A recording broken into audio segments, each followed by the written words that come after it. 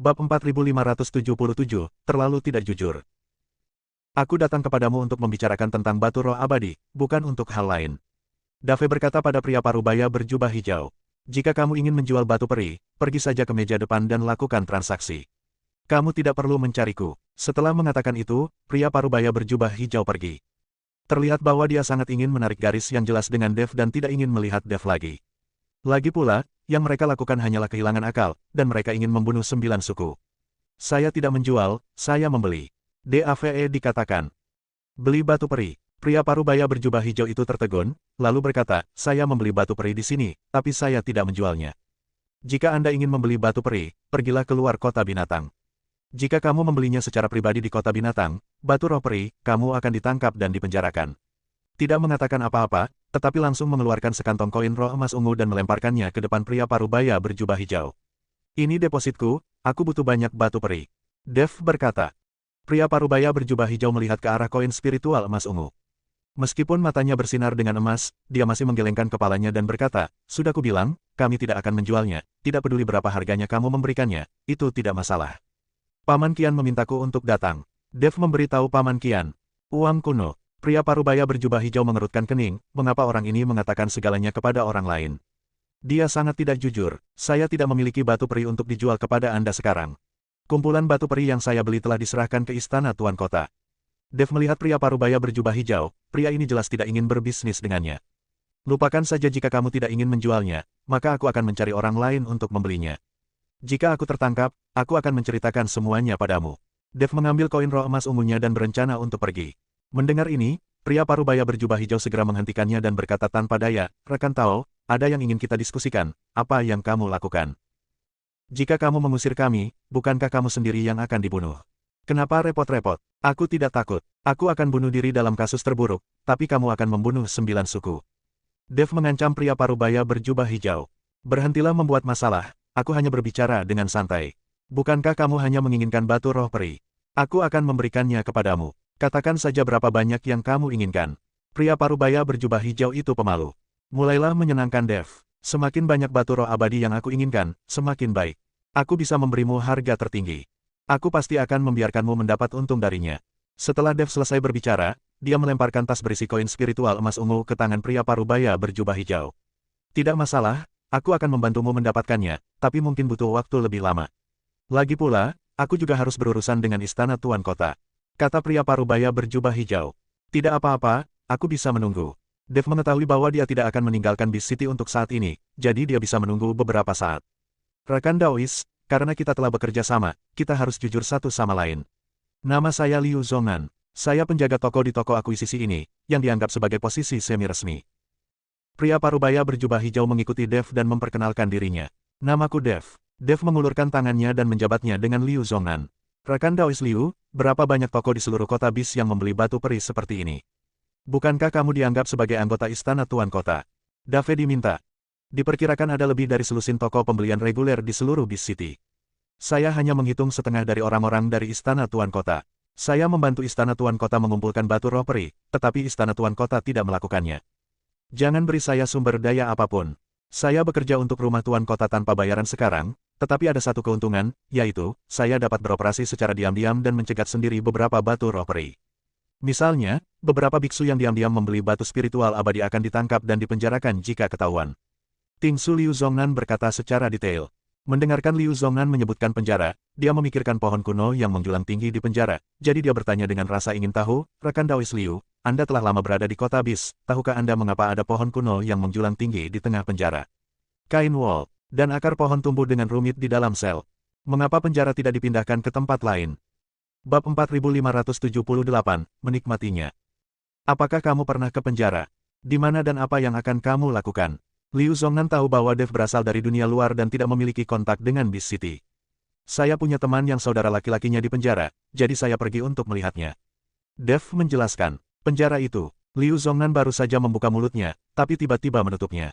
Lalu dia melihat sekeliling dan berkata, ini bukan tempat untuk berbicara. Aku akan membawamu ke restoran dan mari kita ngobrol sambil makan. Dev mengangguk dan berkata, oke. Dave ketahuilah bahwa mungkin ada pengawasan di toko pembelian ini, atau orang tersebut berasal dari istana Tuan Kota. Liu Zongan tidak terlalu bebas di sini. Mengikuti Liu Zongnan dan berjalan keluar ruangan, keduanya tersenyum. Karena Anda telah memilih untuk bekerja sama dan kedua belah pihak mendapat untung, tentu semua orang senang.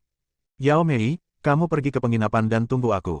Aku akan melakukan sesuatu dan melihat apakah aku bisa menyelamatkan saudaramu. Dev berkata pada Yao Mei. Tingsu ketika Yao Mei mendengar bahwa dia sedang memikirkan cara untuk menyelamatkan kakaknya, dia langsung bersemangat. Baiklah, kalau begitu aku akan menunggumu di penginapan. Yao Mei mengangguk. Setelah Yao Mei pergi, Liu Zongnan melihat ke belakang Yao Mei, lalu tersenyum tipis dan berkata, rekan Daois Chen sangat cantik. Menurut analisis saya, gadis ini pasti gadis berbunga kuning. Rekan Daois Liu, jangan katakan itu lelucon, ayo pergi. Dev terdiam beberapa saat, siapa yang dipikirkan Liu Zongnan tentang dirinya sendiri. Liu Zongnan membawa istrinya dan menemukan sebuah restoran. Restoran ini sangat megah, dan orang-orang yang keluar masuk semuanya kaya dan berkuasa. Bos Liu. Begitu dia memasuki restoran, seorang pelayan menyambut hangat Liu Zongnan. Terlihat bahwa Liu Zongnan sering berkunjung ke sini. Hari ini aku akan membawa teman-temanku dan menyiapkan anggur dan makanan terbaik di sini, dan juga menyiapkan kamar pribadi untukku. Setelah Liu Zongnan selesai berbicara, dia melemparkan lusinan koin spiritual langsung ke pelayan. Pelayan setuju dan mengundang Liu Zongnan ke restoran. Kemudian dia memimpin Dev dan Liu Zongnan ke lantai 2 dan memasuki sebuah kotak yang sangat mewah. Segera setelah saya masuk ke dalam kotak, saya dapat merasakan energi spiritual yang kaya mengalir ke dalam tubuh saya. Rasanya menyegarkan dan sangat nyaman. Dave, ketahuilah bahwa harus ada formasi di dalam kotak ini untuk membuat Anda merasa seperti ini. Para pebisnis di kota buas ini memang punya akal sehat. Kamar pribadi ini adalah satu-satunya di seluruh restoran. Kebanyakan orang yang ingin makan di sini tidak memenuhi syarat. Kita akan makan dan ngobrol nanti. Kalau kita ngobrol di tempat ini, tidak akan ada yang mendengarnya. Liu Zongnan meminta Dev untuk duduk dan berkata, sepertinya jika kamu punya uang, kamu bisa menikmati hidup di Beast City. Dev melirik kotak itu dan berkata, tentu saja, hanya saja setelah bertahun-tahun terisolasi, sumber daya Beast City sudah sangat langka, jadi kami mempertaruhkan nyawa untuk pergi ke dunia luar. Liu Zongnan berkata, tahukah kamu apa yang dilakukan tuan kotamu untuk mendapatkan begitu banyak batu peri? Dev bertanya, saya tidak tahu. Kami hanya bertanggung jawab atas akuisisi. Adapun untuk apa penguasa kota menggunakan batu peri, kami tidak tahu. Kamu harus berlatih dengan batu roh peri. Kudengar penguasa kota kita telah mencapai alam keabadian. Liu Zongnan berkata, alam transformasi abadi. Dev sedikit terkejut. Jika penguasa kota-kota binatang benar-benar penguasa alam transformasi abadi, akan terlalu berbahaya baginya untuk berada di kota binatang saat ini. Saya baru saja mendengar bahwa penguasa kota kita tidak terlalu sering muncul. 3 jenderal binatang di bawah penguasa kota umumnya bertanggung jawab atas masalah-masalah di kota binatang itu. Orang tua Tibet itu adalah tamu di bawah salah satu jenderal binatang buas. Kalau tidak, dia tidak akan bisa mendapatkan hal yang menunjukkan jalannya. Liu Zongnan sekarang tidak keberatan dengan seks. Bab 4579, jangan mengambil tindakan. Aku baru saja bertanya padamu tentang pohon tua di penjara. Bagaimana kabarmu? Dev juga ingin bertanya kepada Liu Zongnan tentang pohon kuno Dalao. Dia selalu merasa ada yang salah dengan pohon kuno itu. Namun sebelum dia selesai berbicara, terjadi pertengkaran di luar pintu. Tuan Qiu, memang ada tamu di kotak Tianzi. Bagaimana kalau saya mengaturkan kotak Dizi untuk Anda? Brengsek, aku ingin kamar pribadi. Siapapun yang ada di dalam, biarkan dia keluar dari sini. Segera setelah itu, pintu kotak Tianzi dibuka. Beberapa biksu muda masuk, diikuti oleh pelayan yang tampak tak berdaya. Para biksu muda ini semuanya berpakaian bagus dan sepertinya mereka adalah pemuda dari keluarga kaya. Terutama pemuda yang memimpin, memegang kipas lipat di tangannya dan terlihat memberontak. Aku ingin tahu siapa yang ada di dalam kotak Tianzi. Ternyata itu Bos Liu. Biksu muda terkemuka melihat Liu Zongnan dan berkata dengan dingin. Ternyata itu Tuan Qiu. Entah kenapa dia begitu bahagia hari ini. Dia datang ke sini untuk makan. Liu Zongnan segera berdiri dan berkata kepada Tuan Qiu. Saya duduk bersama beberapa teman hari ini. Kami hanya menyukai kamar pribadi ini, dan kami berharap Bos Liu akan menyerahkan kursinya. Tuan Qiu berkata kepada Liu Zongnan. Meskipun kata-katanya cukup sopan, ada sedikit nada perintah dalam nadanya. Tuan Qiu, saya hanya mengobrol dengan teman-teman saya. Saya tidak akan lama di sini. Anda bisa. Sebelum Liu Zongnan selesai berbicara, seorang biksu di belakang Tuan Muda Qiu mendengus dingin, saudara Qiu memintamu keluar dari sini untuk memberimu wajah. Jangan berpikir bahwa kamu hanya mengumpulkan batu roh peri untuk rumah Tuan Kota. Saya rasa luar biasa. Jika aku membuat kakak Qiu kesal, percaya atau tidak, aku akan menamparmu beberapa kali dan menyuruhmu keluar. Wajah Liu Zongnan menjadi gelap dan alisnya berkerut, terutama di depan ibu mertuanya. Sangat memalukan baginya untuk ditakuti oleh pemuda itu. Kamu pikir kamu ini siapa? Ini Beast City. Siapapun yang berani menggunakan nafas tanpa izin akan ditangkap dan dipenjarakan. Liu Zongnan berkata, itu hanya lelucon. Bahkan jika saudara Qiu menamparmu 2 kali, menurutmu apakah ada orang yang berani menangkapnya dan memenjarakannya? Biksu muda itu menyeringai dan berkata, Bos Liu, apakah menurut Anda akan ditangkap jika saya menamparkan Anda beberapa kali? Tuan Qiu berjalan langsung ke Liu Zongnan dan bertanya dengan arogan.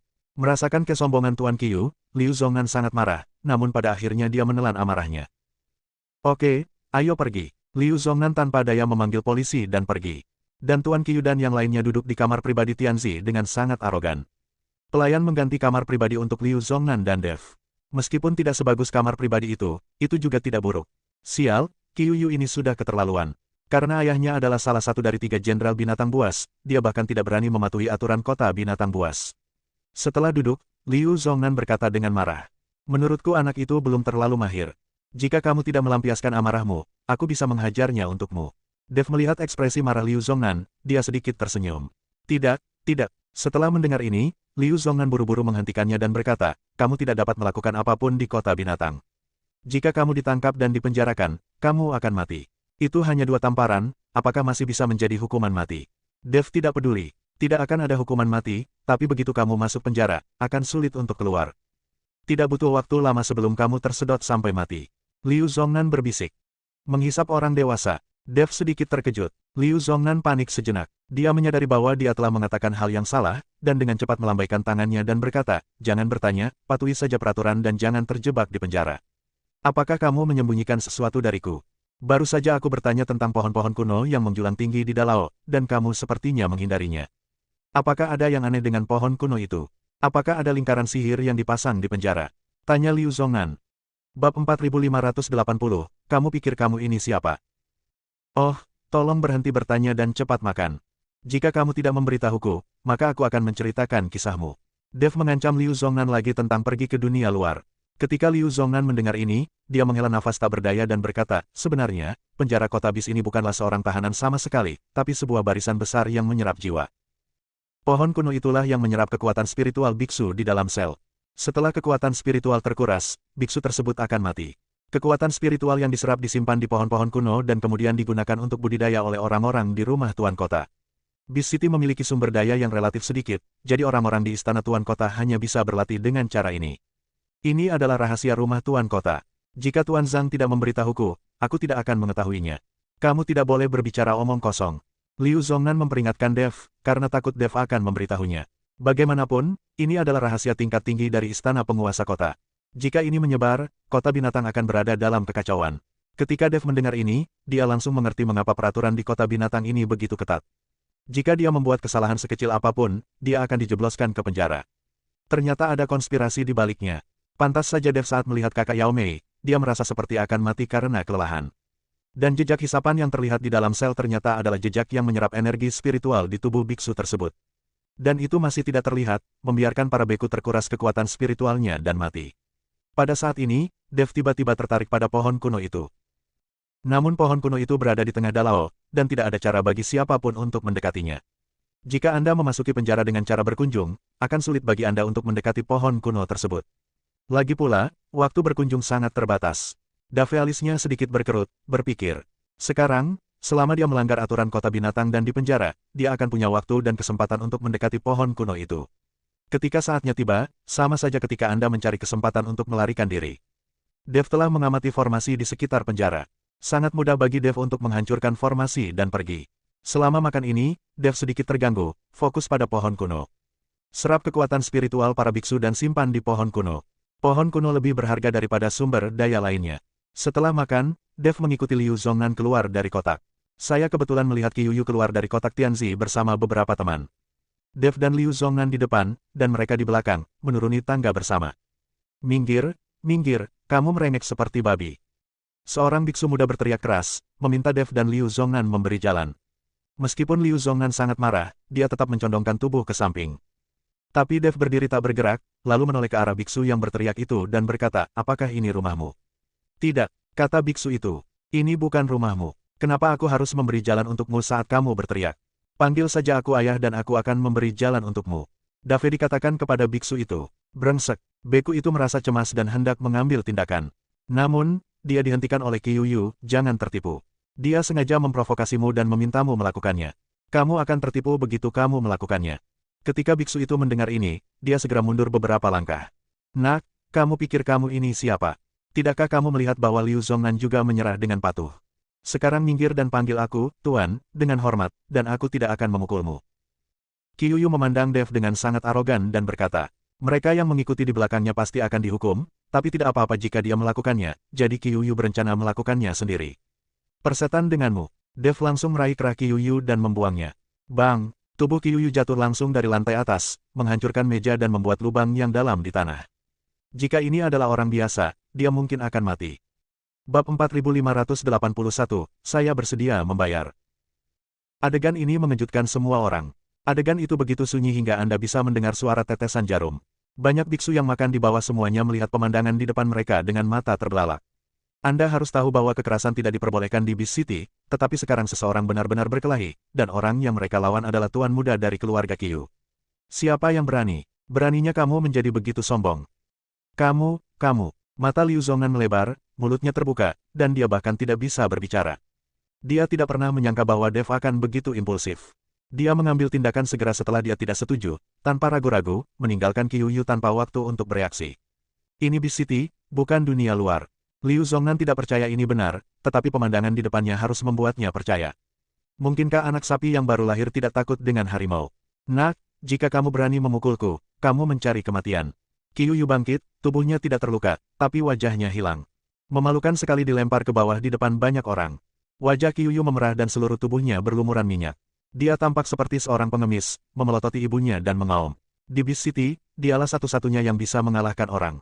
Kapan dia pernah dipukuli oleh seseorang? Beberapa teman yang dibawa oleh Qi Yuyu juga turun untuk mendukung Qi Yuyu. Lari cepat. Saat tim penegak hukum datang, kamu akan tamat. Liu Zongnan akhirnya bereaksi dan mengingatkannya dengan suara rendah.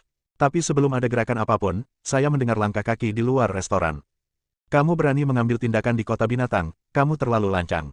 Saat pintu restoran dibuka, seorang biksu mengenakan pakaian putih, memancarkan kekuatan spiritual dan memegang pedang bergegas masuk. Di belakangnya ada selusin penjaga dengan tombak. Melihat pemandangan ini, semua orang menjauh. Lagi pula, di Beast City, hanya penjaga rumah tuan kota yang memenuhi syarat untuk memancarkan aura. Jika orang lain menyebarkan auranya dengan santai dan menggunakan indera spiritualnya untuk mendeteksi objek, mereka juga akan ditangkap. Melihat penjaga datang, Qi Yuyu mengacungkan jarinya dan berkata, itu dia memukulku. Qi Yuyu masih ingin melakukannya sendiri dan memukulinya, tapi sekarang penjaga ada di sini, dia tidak perlu melakukannya sendiri. Tuan Qiyu, biksu berpakaian putih itu sedikit terkejut saat melihat Qi Yuyu. Dia tidak percaya seseorang berani menyerang keluarga Qiyu di Beast City. Jika dua biksu muda yang marah dan mulai berkelahi karena sesuatu, itu tidak masalah. Tapi untuk menyerang keluarga Qiyu di Beast City, apakah ini berarti mereka hidup terlalu lama? Ini terlalu melanggar hukum. Nak, jika kamu berani mengambil tindakan di Beast City, kamu akan ditangkap tanpa ampun. Biksu berbaju putih berkata dengan pedangnya mengarah ke Dev. Aku akan pergi bersamamu. Dev tidak berbicara. Liu Zongnan di samping setuju untuk mengikutinya ketika dia melihat betapa santainya dia. Jika dia dipenjara, dia akan mati. Tunggu sebentar, meskipun dia mengambil tindakan, dia tidak mengeluarkan kekuatan spiritual. Dia hanya mengandalkan kekuatan fisik. Dan Tuan Qiyu tidak terluka, dia hanya terjatuh. Kami bersedia membayar, tapi bisakah kami tidak menangkapnya? Liu Zongnan berkata kepada biksu berbaju putih. Biksu berbaju putih itu melirik ke arah Qi Yuyu, menanyakan pendapat Qi Yuyu. Jika pihak lain benar-benar menawarkan harga tinggi, Qi Yuyu tidak perlu masuk penjara jika dia mau memaafkannya. Saya tidak kekurangan uang, jadi saya harus memenjarakannya dan menderita. Kata Qi Yuyu dengan ekspresi marah. Tuan Qiyu, Liu Zongnan ingin mengatakan sesuatu yang lain, tetapi Qi Yuyu melambaikan tangannya dan berkata, kamu berbicara omong kosong, saya akan menangkapmu juga. Ketika Liu Zongnan melihat ini, dia tidak berani berbicara mewakili ibunya lagi. Ikutlah dengan kami. Setelah biksu berbaju putih selesai berbicara, dia mengambil pistolnya dan pergi. Qi Yuyu mencibir dengan bangga dan meninggalkan restoran dengan beberapa pengikut. Bab 4582, tidak terlalu mulia. Liu Zongnan sedikit khawatir dan mengikutinya dari dekat, berencana menyuap biksu berbaju putih setelah Qi Yuyu pergi. Rekan Daois Liu, pergilah ke penginapan dan beritahu Yao Mei untuk tidak berlarian di dalam penginapan. Saya akan keluar dalam beberapa hari. Dave dikatakan pada Liu Zongnan. Biksu berpakaian putih itu tidak bisa menahan tawa setelah mendengar apa yang dia katakan. Dia belum pernah melihat seseorang yang dimasukkan ke dalam penjara dan dibebaskan dalam beberapa hari. Kecuali jika orang tersebut dihisap dan disetubuhi di dalam, dan ketika orang tersebut akan mati, jika keluarga bersedia membayar harga yang mahal, orang tersebut dapat ditebus. Biksu yang baru saja dipenjara adalah yang paling berharga, bagaimana dia bisa dibebaskan? Biarkan aku memikirkan cara untukmu. Bertahanlah di penjara dan jangan bicara omong kosong. Aku akan pergi mencari Tuan Zhang dan memikirkan cara. Dia pasti punya cara untuk menyelamatkanmu. Liu Zhongnan memperingatkannya. Dia tidak takut Dev akan masuk penjara, dia takut Dev akan menceritakan beberapa hal. Jika berita itu sampai ke rumah Tuan Kota, maka mereka akan dikutuk. Kamu tidak perlu memikirkan cara untuk menyelamatkanku. Lakukan saja apa yang aku perintahkan. Dave dikatakan pada Liu Zhongnan, memasuki penjara hanya untuk melihat pohon kuno. Jika memang ada sejumlah besar kekuatan spiritual biksu yang tersimpan di dalamnya, dia bisa mengambil semuanya. Akan sangat rugi jika seseorang memancingnya keluar setelah dia masuk dan gagal mencapai apapun. Jadi Dev jangan biarkan Liu Zhongnan mengendalikan diri. Jika dia ingin pergi, dia dapat dengan mudah meninggalkan penjara. Formasi di sekitar penjara tidak berguna baginya. Liu Zhongnan tidak mengerti apa yang ingin dilakukan polisi, tetapi karena dia tidak diizinkan menyelamatkannya, Liu Zhongnan tidak punya pilihan selain melakukannya. Dev ikuti biksu berbaju putih ke penjara yang terbungkus kabut putih. Setelah berkomunikasi dengan Kapten Zhou di penjara, biksu berpakaian putih itu segera menyerahkan tahanannya. Kapten Zhou memandang gadis itu, sedikit mengernyit dan berkata, "Mengapa anak laki-laki Anda terlihat familiar? Sepertinya saya pernah melihatnya di suatu tempat. Wajahku yang populer mungkin terlihat familiar." Dev dikatakan, dia tidak ingin kapten mengenalinya minggu ini. Dia baru saja masuk penjara kemarin dan ditangkap hari ini. "Mari ikut saya." Kapten Zhou berjalan menuju sel bawah tanah dengan senjatanya. Tanpa diduga, kali ini, tempat di mana Dev ditahan sebenarnya adalah sel yang sama dengan Dev yang mengikuti Yao Mei kemarin. Mungkin banyak biksu di sel di sini yang telah meninggal dan masih ada ruangan tambahan. Setelah memasukkan polisi wanita itu ke dalam sel, Kapten Zhou berkata, "Wah, tidak ada aturan di penjara. Selama kamu tidak melarikan diri, kamu bisa melakukan apa saja. Jangan berpikir untuk berlatih di sini. Tidak ada energi spiritual sama sekali. Istirahatlah yang nyenyak di dalam sel. Seseorang akan membawakanmu 3 kali makan. Jika kamu tidak memiliki energi spiritual, kamu tidak akan mati kelaparan. Akan ada waktu tertentu bagimu untuk keluar dan mencari udara segar. Kamu tidak perlu melakukan apapun. Di sini lebih nyaman daripada di luar." Jika Dev tidak mengetahui tujuan penjara ini, dia akan mengira bahwa perawatan di sel ini sangat baik. Dimengerti. Dev mengangguk. Setelah kapten pergi minggu itu, saudari tetangga angkat bicara, "Rekan Tao, mengapa Anda ditangkap? Mengapa suara Anda terasa familiar bagi saya?" "Karena ada tembok, kakak Yao Mei bisa mendengar suara bayinya tapi tidak bisa melihat bayinya. Saya baru saja memukul seseorang, lalu saya dipenjara. Saya tidak tahu berapa lama." "Rekan Tao, mengapa kamu dipenjara?" tanya saudara Yao Mei. "Ting Su, hei." Saudara Yao Mei menghela nafas, "Saya menemukan seorang kultivator wanita dan berbicara tentang menjadi mitra kultivator ganda. Kami pernah berlatih kultivasi ganda bersama, tetapi dia meminta saya 100 koin spiritual emas ungu. Bagaimana saya bisa memiliki begitu banyak uang? Dia menggugat saya karena memperkosanya, dan kemudian dia ditangkap." Sungguh sial. Ketika Dev mendengar ini, dia tidak bisa menahan tawa. Pantas saja gadis itu tidak mau membicarakan bagaimana kakaknya ditangkap. Bab 4583, terlalu sial. "Kamu benar-benar kurang beruntung. Untungnya, ini bukan masalah besar. Tidak butuh waktu lama sebelum kamu bisa keluar." Dev sengaja mengikuti kakak Yao Mei dan berkata, "Hei, bagaimana mungkin? Aku khawatir aku akan mati di penjara ini sebelum aku keluar. Sekarang aku hanya berharap adikku bisa mengumpulkan cukup koin roh emas ungu untuk menebusku." Kata saudara laki-laki Yao Mei, "Apakah adikmu punya uang untuk menebusmu?" Dev bertanya, "Tidak, tapi dia sepertinya berkencan dengan pria kaya generasi kedua. Dia tampaknya cukup kaya. Dia baru saja memberikan pil yang bagus kepadaku. Jika adikku bisa memikat generasi kedua yang kaya itu, dia mungkin punya uang untuk menebusku." Kakak Yao Mei sedang membicarakan tentang Dev, tapi dia tidak tahu bahwa orang yang mengobrol dengannya saat itu juga Dev. Ketika Dev mendengar ini, dia langsung tertawa, "Apakah kamu tidak takut generasi kedua yang kaya hanya ingin bermain-main dengan adikmu dan melarikan diri?" Dave sengaja menggoda kakak Yao Mei. "Mungkin tidak. Meski adikku sederhana, dia tidak bodoh. Aku harap pria itu tulus padanya. Selama adikku hidup dengan baik, aku akan merasa nyaman meski aku tidak bisa ditebus." Kata saudara Yao Mei. Saat ini, pintu sel terbuka, dan seorang pria jangkung dengan wajah seperti beruang hitam dibawa masuk. Kaki orang ini dibelenggu, jadi dia pasti melakukan kejahatan serius. Penjaga itu membawa pria itu langsung ke sel saudara laki-laki Yao Mei, lalu membuka pintu dan mendorong masuk. "Warder, saya masih di sel ini, mengapa Anda mengatur seseorang untuk masuk lagi? Bukankah banyak sel yang kosong?" Saudara Yao Mei bertanya dengan keras kepada penjaga. "Apa yang kamu teriakkan? Lagi pula kamu tidak akan bisa menggunakan sel ini dalam waktu dekat. Ini bisa digunakan oleh orang lain." Setelah penjaga itu selesai berbicara, dia segera pergi. Kakak Yao Mei tampak terkejut dan sedikit mengernyit, "Apa maksudmu? Aku tidak akan bisa menggunakannya lagi. Apakah adikku ada di sini untuk menebusku?" Memikirkan hal ini, saudara laki-laki Yao Mei tiba-tiba tertawa, wajahnya penuh kegembiraan. Bau sekali. Sudah berapa lama kamu tidak mandi? Atau kamu hanya monster rubah? Orang kuat itu memandang saudara laki-laki Yao Mei dan berkata dengan cemberut. Saya kakak Yao Mei memandang pria kuat itu dan merasa ketakutan. Setelah disiksa di sini begitu lama, dan energi spiritual di tubuhnya hampir terserap seluruhnya, dia tidak memiliki kekuatan sedikit pun untuk menghadapi pria kuat ini. Meskipun peraturan Beast City melarang perkelahian pribadi, ini adalah penjara dan tidak akan dikendalikan oleh peraturan seperti itu. Tidak ada yang akan peduli dengan perkelahian pribadi di penjara. Pergilah. Orang kuat itu meraih keras saudara laki-laki Yao Mei dan melemparkannya ke samping. Ledakan. Tubuh saudara laki-laki Yao Mei terjatuh ke dinding, dan dia mulai menangis kesakitan. Bagaimana kamu bisa memukul seseorang? Saat ini, suara terdengar. Siapa kamu sebenarnya? Apakah kamu ikut campur dalam urusanku?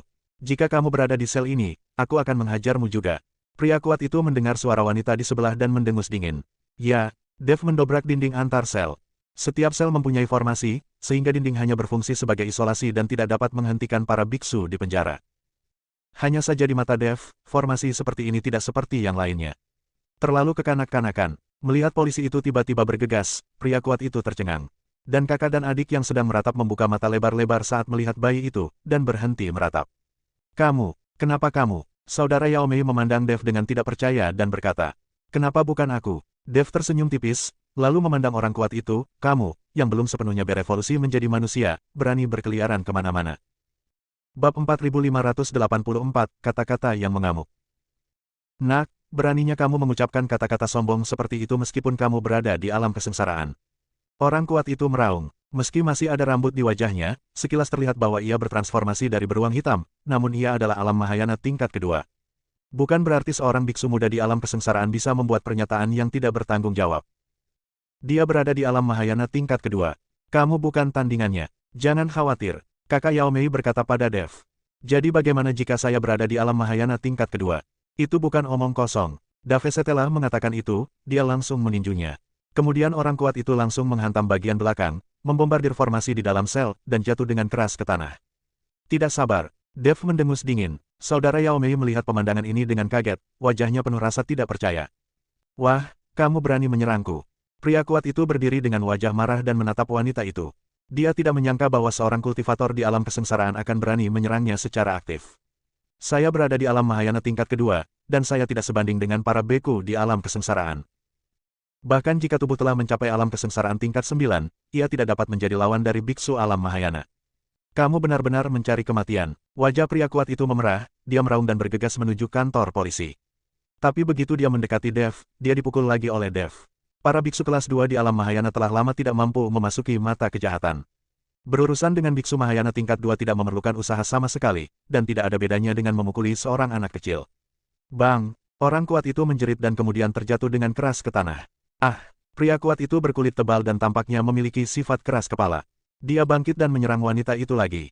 Bang! Bang! Bang! Dave setelah beberapa pukulan berturut-turut, orang kuat itu akhirnya menjadi jujur dan terengah-engah.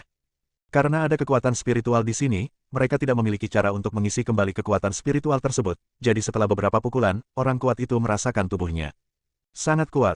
Itu kosong. Di sisi lain, Dev terlihat santai, menatap pria kuat itu dan berkata, jujur saja, atau aku akan membunuhmu secara langsung.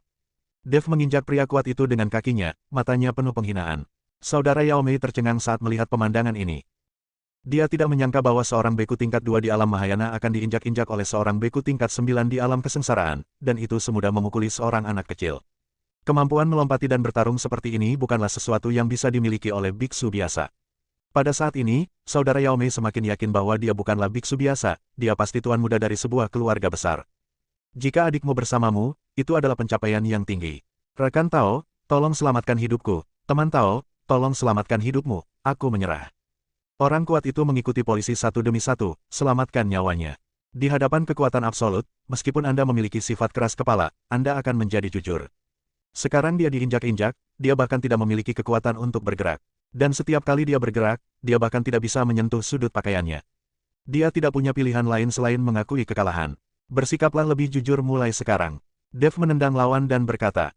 Orang kuat itu segera berdiri, mengangguk berulang kali dan berkata, kamu harus jujur, kamu harus jujur. Setelah mengatakan itu, lelaki kuat itu meringkuk di sudut, beraninya dia begitu sombong.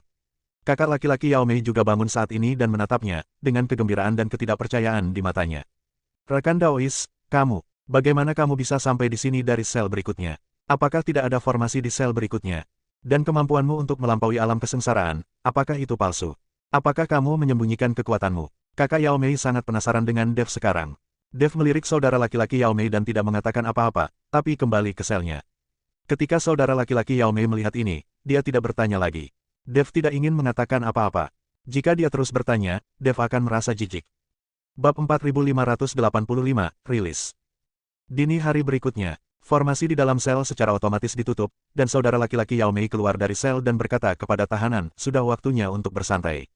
Kita hanya punya waktu setengah jam dalam sehari, jadi jangan tunda lagi. Dev bangkit dan mengikuti saudara laki-laki Yao Mei keluar sel. Namun, pria kuat yang dipukuli Dev kemarin tidak bergerak, meringkuk di sudut dan tertidur. Setelah keluar dari sel, matahari menyinari tubuh saya, yang membuat saya merasa sangat nyaman. Hanya saja penjara tersebut dikelilingi kabut putih. Orang-orang di luar tidak dapat melihat di sini, dan orang-orang di dalam penjara juga tidak dapat melihat apa yang terjadi di luar. Banyak biksu yang keluar dari sel lain satu demi satu. Semua biksu ini berkulit pucat dan tubuh kurus, seolah-olah tubuh mereka telah disedot hingga kering. Dev melihat lebih dekat, dia menemukan ada ribuan tahanan di penjara, tetapi mereka semua tidak dapat lagi melihat tingkat kultivasi mereka. Lagi pula, mereka telah menjadi seperti ini, dan aura di tubuh mereka juga terekspos, jadi mereka tidak bisa mendeteksinya. Sungguh keadaan yang luar biasa. Kekuatan spiritual ribuan biksu telah diserap dan disimpan. Anda tidak dapat membayangkan betapa besarnya kekuatan spiritual yang tersimpan di pohon kuno ini. Dave karena dia tidak mengenal penjara, dia mengikuti saudara laki-laki Yao Mei dan berjalan menuju suatu area. Apa yang kita lakukan di sini? Tanya saudara laki-laki Yao Mei. Pergi dan pulihkan energi spiritualmu. Selama istirahat, hanya ada satu tempat dengan energi spiritual di penjara ini.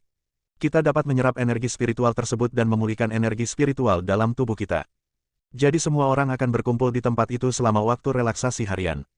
Kata saudara Yao Mei. Dev memikirkan perkataan saudara laki-laki Yao Mei, bukan karena energi spiritual tidak bisa ada di penjara ini, tapi energi itu dikendalikan oleh formasi. Saat ini, energi spiritual hanya dibuka di satu tempat, dan hanya diperbolehkan berlatih setengah jam. Tampaknya ini untuk menyerap kekuatan spiritual para biksu ini dengan lebih baik. Alasan mengapa semua kekuatan spiritual tidak dilepaskan dan kekuatan spiritual para biksu ini tersedot saat berlatih mungkin karena mereka takut beberapa biksu akan menemukan rahasia penjara setelah menggunakan energi spiritual langit dan bumi untuk berlatih. Mengikuti broter Yao Mei ke tempat seluas puluhan lapangan sepak bola. Tempat itu sudah dipenuhi biksu, masing-masing dengan rakus menyerap energi spiritual langit dan bumi. Kakak Yao Mei juga menemukan tempat duduk bersila dan mulai melakukan latihan berdiri, menyerap energi spiritual langit dan bumi. Namun, energi spiritual langit dan bumi diserap oleh ribuan orang pada saat yang sama, dan menjadi lebih tipis dalam sekejap. Juga sedang duduk di tanah, tetapi dia tidak menyerap energi spiritual langit dan bumi untuk berlatih, tetapi mengarahkan pandangannya ke pohon kuno yang menjulang tinggi. Pepohonan kuno menjulang tinggi ke langit, dengan dahan dan dedaunan yang rimbun, seolah menutupi seluruh penjara. Berhentilah berlatih dan ikut aku melihat pohon kuno itu. Menarik saudara laki-laki Yao Mei dan berkata, sekalipun Anda menyerap energi spiritual langit dan bumi selama setengah jam, Anda tidak akan mampu menyerap banyak, dan begitu banyak beku yang menyerapnya secara gila-gilaan, membuat energi spiritual langit dan bumi menjadi sangat tipis. Aku masih ingin. Beri kamu pil. Dev langsung melemparkan pil ke saudara Yao Mei. Ramuan ini dapat pulih lebih cepat daripada saudara laki-laki Yao Mei yang menyerap energi spiritual langit dan bumi. Oke, saudara Yao Mei segera mengumpulkan obat mujarab. Tapi aku bisa memberitahumu bahwa ada sekelompok binatang yang jenisnya tidak diketahui hidup di bawah pohon kuno itu. Kita hanya bisa bersembunyi dan mengawasi dari kejauhan. Kakak Yao Mei berkata pada Dev. Tidak tahu kategorinya, mungkinkah dia masih monster luar? Dev sedikit terkejut dan berkata, aku juga tidak tahu. Lagi pula, aku belum pernah melihatnya di Beast City. Aku tidak tahu apakah itu monster luar. Saudara Yao Mei menggelengkan kepalanya dan berkata, kedua orang itu mendekati pohon kuno itu, yang terpisah ratusan meter, dan menemukan bahwa batang pohon kuno itu tebalnya 100 meter. Pantas saja akar pohon bisa kusut di seluruh sel penjara. Setelah terus berjalan ke depan sejauh 100 meter, saudara Yao Mei berhenti dan tidak berani melangkah maju. Dan Dev melihat selusin biksu duduk di tanah di bawah pohon kuno. Namun, para biksu ini memiliki penampilan yang berbeda. Mereka seperti orang kuat yang memasuki sel kemarin ciri-ciri di wajah mereka. Bersambung.